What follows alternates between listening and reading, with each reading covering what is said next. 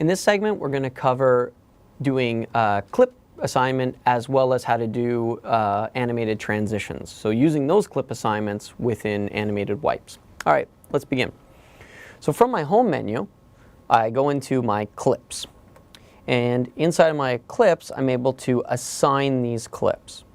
So there are placeholders or ID numbers, so my different clip assignment. So the first one, I'm going to assign the channel device is playback 2, and we're going to refresh and choose a clip ID which we'd like. So I'm going to go ahead and scroll down to the ICE Vision, and we're going to go ahead and cue that clip. So now I've assigned to ID 0, playback 2, and by default it does not loop.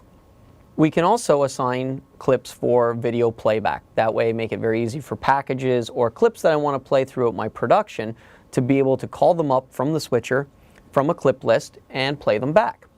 So same thing, clip 1, I'm going to say is playback 1. I'm going to go ahead and I'm going to pick this loop and I'm going to go ahead and cue it up.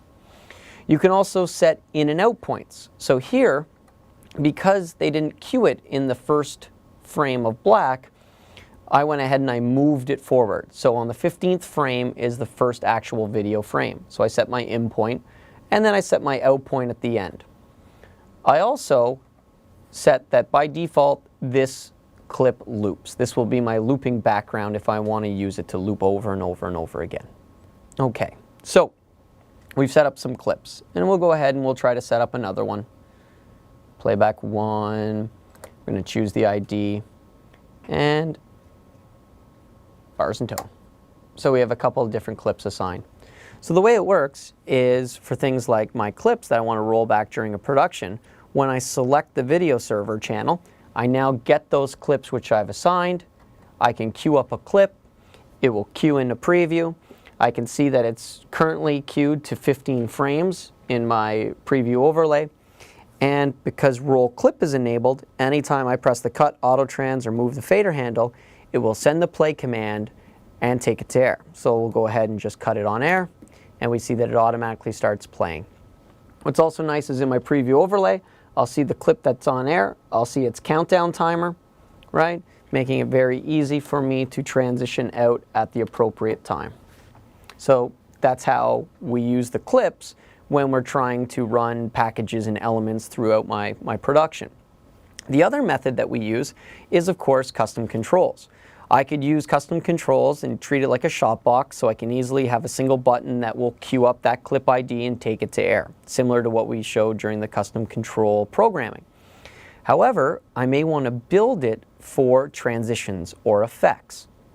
The video server has video and alpha channels. So we're using playback 2, or PB2 in this case, to do animated wipe transitions.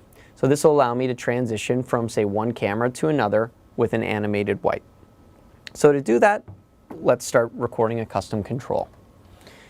So I'm going to take this custom control and we are going to start recording. So now I want to make sure that I enter the important elements.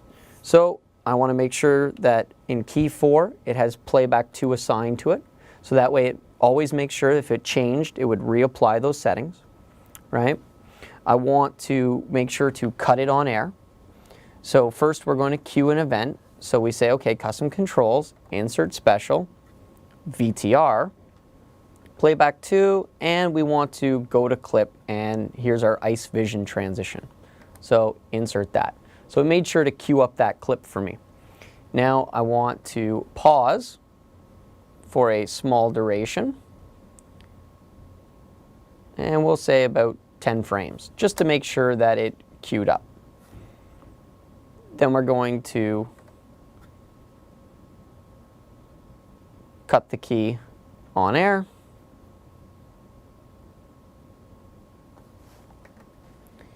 And it plays and rolls. So then we're going to insert a pause of, and this is only because I know the duration, it's 15 frames to the middle. So I'm going to go ahead and insert that. Then we'd perform the cut on the switcher, and it could be a different transition if the animation does not fill the whole screen, like a wipe or a dissolve or whatever you'd like. In this case, it does fill the full screen, so I'm going to do an undercut below it. We've performed that cut. Now we need to insert a duration of the back end, which is 15 frames, plus a frame to make sure that it's clear. So we'll just throw it to 20 because it really doesn't matter that we go longer. We've inserted that. So now we've waited to the end of the transition so that we can remove the key from air so we don't leave a key on air and accidentally have a mishap. So I go to cut keys, just like before, Emily 2, and key 4 off, and we insert it. So now that we've saved that custom control, we can modify the name, and let's call it Viz space wipe. So now I've got my Viz wipe, and I could change the font if I wanted to, and I could even change the mnemonic color so it stands out.